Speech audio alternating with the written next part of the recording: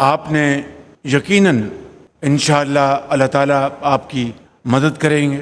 उस वक्त का इंतज़ार करेंगे जब आप हिंदुस्तान को आप शिकस्त फाश देंगे इंशाअल्लाह। भारत को शिकस्त फाश, ये शिकस्त फाश का लफ्ज उन्होंने 3 मरतबा इस्तेमाल किया। अब बात ये है कि देखिए, ये गेम है, एक खेल है, ये कोई जंग नहीं हो रही। आज की तारीख में पाकिस्तानी यूट्यूबर्स कहते हैं कि इंडिया कहाँ खड़ा है, हम कहाँ खड़े हैं। अक्सर ये फ्रेज यूज करते हैं कि वो कहाँ खड़े और हम, तुम खड़े नहीं हो, तुम तो पड़े हो यार, तुम कहाँ खड़े हो, तुम तो पड़े हो जमीन, खड़े तो हमें। अब क्या इनको समझ नहीं आ रही कि वक्त बदल गया है। अब आप अपने पड़ोसी के साथ जितना अच्छा ताल्लुक रखेंगे उतना ही आपका फायदा है। और थोड़ी बहुत शिकायतें तो हर एक से होती है। और यहाँ पाकिस्तान में बहुत सारे ऐसे होनहार लोग हैं जो समझते हैं बात होनी चाहिए इंडिया के साथ। बिल्कुल बात होनी चाहिए, लेकिन अगर ऐसा मौका आए जिंदगी में कि भारत बात करना भी चाहे तो थोड़ा वेट कर लिया जाए। भारत को भी आप 5-10 साल इंतजार करवा लें, क्योंकि दोनों मुल्कों की इकोनॉमी एक दूसरे के ऊपर डिपेंडेंट नहीं है। ये चाह क्या रहे हैं, मतलब देखो जहां हमास जाता है वो इलाका गाजा बन जाता है। तो अगर ये चाहते हैं कि पाकिस्तान को गाजा बनाना है, पूरे पाकिस्तान को, तो ठीक है, दैट्स ओके। कश्मीर की भी बात करिए ना, कोई बात नहीं। देखो सुनो, उनका मेन एजेंडा तो कश्मीर है सर। अब आवाम का दिल भी यही है और ज़्यादातर हमारी जो है ना एस्टेब्लिशमेंट वगैरह सब इसी मुद्दे के ऊपर है कि कश्मीर जल्द से जल्द लिया जाए हिंदुस्तान से। हाँ। क्योंकि वहाँ जबर और जुल्म बहुत ज़्यादा किया जा रहा है। अच्छा। अब तो इंतहा हो गई जुल्म की। भारत ने पाकिस्तान में होने वाले क्रिकेट चैंपियंस ट्रॉफी में खेलने से मना किया था, तो इससे पाकिस्तान क्रिकेट बोर्ड और पाकिस्तान की सरकार भारत से चिढ़ गई थी। पीसीबी ने तो यह तक कह दिया था कि भारत के बिना भी चैंपियंस ट्रॉफी हो सकती है। इसीलिए जब गद्दाफी में चैंपियंस ट्रॉफी के लिए ग्राउंड बना तो पाकिस्तान के प्रधानमंत्री शहबाज शरीफ ने भारतीय क्रिकेट टीम को खुली धमकी दी और पाकिस्तान क्रिकेट टीम को बोला कि हमें चैंपियंस ट्रॉफी नहीं, भारतीय क्रिकेट टीम को हराना लक्ष्य है। जबकि सच तो यह है कि भारत और पाकिस्तान क्रिकेट टीम का जब भी आमना सामना हुआ, पाकिस्तान क्रिकेट टीम को हमेशा जलील होकर हारना पड़ा। फिर भी पाकिस्तान का बड़बोलापन नहीं गया। इसके अलावा शहबाज शरीफ और पाकिस्तान आर्मी चीफ आसिम मुनीर ने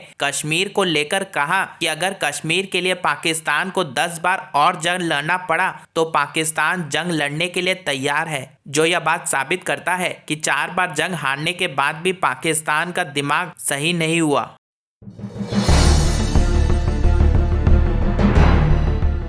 अगर एजेंडा कश्मीर है जी, अगर एजेंडा जी, और ये मैं अपने जितने भी हमारे दर्शक हैं उनसे बोल रहा हूं कि अगर इनका एजेंडा, ये कश्मीर बोलते हैं जी, इनका एजेंडा कश्मीर नहीं है। अच्छा, कौन कौन से लोग थे उस मीटिंग में, कौन कौन से ग्रुप थे? हमास के नेता थे, कई बड़े लीडर्स। नाम वो ग्रुप का नाम बताओ, मैं बंदों का नाम नहीं पूछ रहा। लश्कर तैयबा, हाँ, और जैश मोहम्मद सर। लश्कर तैयबा, जैश मोहम्मद और हमास। Yes sir. इनमें से किसकी ऑर्गेनाइजेशन का, कौन सी तंजीम है, कौन सा गिरोह है जिसके नाम में कश्मीर है? यही कह रहा हूं आपसे, ये सब झूठ है, ये फ्रॉड है, ये 420 है। जैसे खालिस्तान खालिस्तान कह दिया, खालिस्तान का आपने नीला पीला झंडा बना दिया, ये खालिस्तान है। Khalistan is basically a front for illegal immigration and human trafficking and drug smuggling. जी, basically Khalistanis are drug smugglers and they are human traffickers. उनका काम ही यही है। लेकिन आपको एक मुखौटा पहनाना पड़ता है ना कि भाई तो खालिस्तान है, बड़ा हमारे ऊपर जुर्म हो रहा। अच्छा, यही एलॉन मस्क ने भी लिखी थी, वही बात हमने डिस्कस भी करी थी, उसने ट्वीट भी करा था एलॉन मस्क ने। एलॉन मस्क किसी ने करा था, एलॉन मस्क ने उसका रिट्वीट करा था।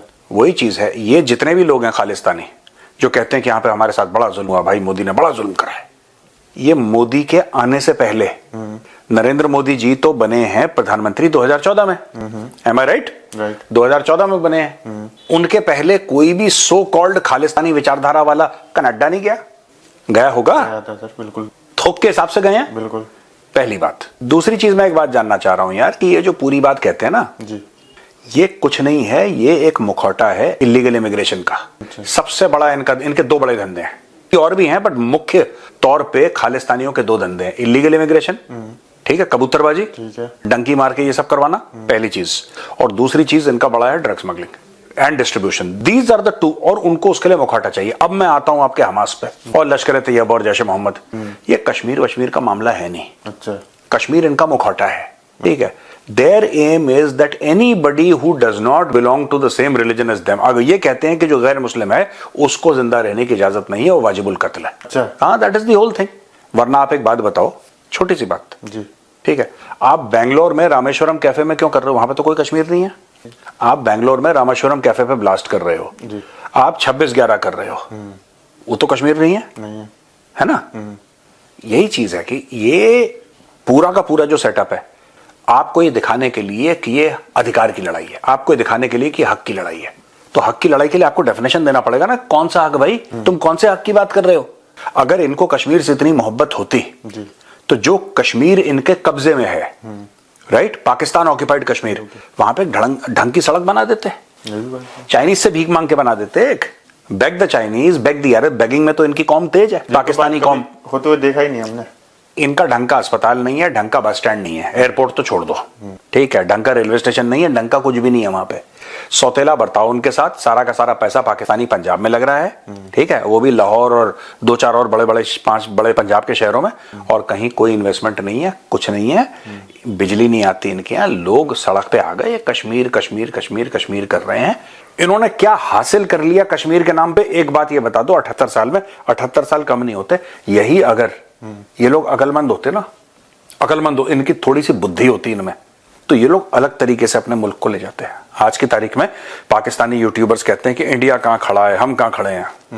अक्सर ये फ्रेज यूज करते हैं कि वो कहां खड़े और हम, तुम खड़े नहीं हो, तुम तो पड़े हो यार, तुम कहां खड़े हो, तुम तो पड़े हो जमीन पे, खड़े तो हमें। मोदी साहब समझते हैं कि मेरे लिए पाकिस्तान की कोई वैल्यू नहीं है, और वो इंडिया को पैगाम दे के जा रहे हैं।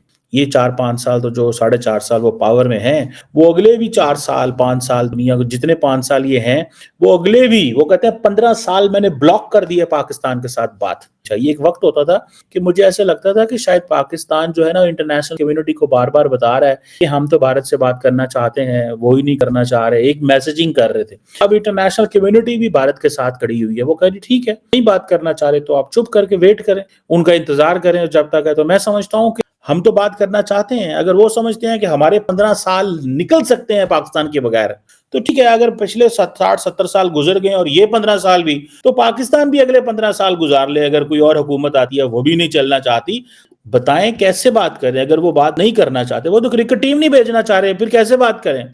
जाके दिल्ली बैठ जाएं, नरेंद्र मोदी के घर के सामने, और जाके वेट करें कि मोदी साहब कब, कितने सालों बाद उधर टेंट लगा लें।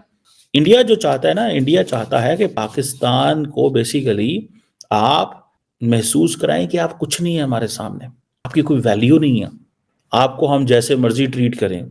1,000 साल भी लग जाए ना, तो पाकिस्तान इस चीज को नहीं मानता। देखिए, मैं कहता हूँ पाकिस्तानियों से अगर आप बात करें ना, तो पाकिस्तानी कहते हैं इंडिया चांद से आगे क्या मरीख में भी पहुंच जाए ना, मार्स में भी पहुंच जाए, तो ये बात हम उनके साथ नहीं कर सकते। तो ये जो this feud is not going to, so हम तो एक्सपेक्ट करते हैं कि पीपल टू पीपल कांटेक्ट बढ़ना चाहिए, ठीक है। अगर हुकूमतें नहीं बात करना चाहिए तो मोदी साहब को कोई कंट्रीब्यूशन करनी चाहिए थी। फिर मोदी साहब ने कहा मेरी कंट्रीब्यूशन ये है कि ताल्लुकात खत्म करना, ये उनकी कंट्रीब्यूशन, हर बंदे की अपनी कंट्रीब्यूशन होती है, और वो कहते हैं I am happy with this. तो it means that Narendra Modi has a clarity. Modi साहब के अंदर ये क्लैरिटी तो है ना कि भाई मैंने नहीं बात करनी आपसे, बात खत्म, आप जाएं अपने घर। मेरा ख्याल है इस क्लैरिटी को भी वेलकम करना चाहिए। मैं समझता हूं कि at least they have this clarity. So उन्होंने क्रिकेट टीम ना बेच के तो वो किया, फैसला कर लिया कि जी ठीक है, हम नहीं क्रिकेट टीम भेजना चाहते।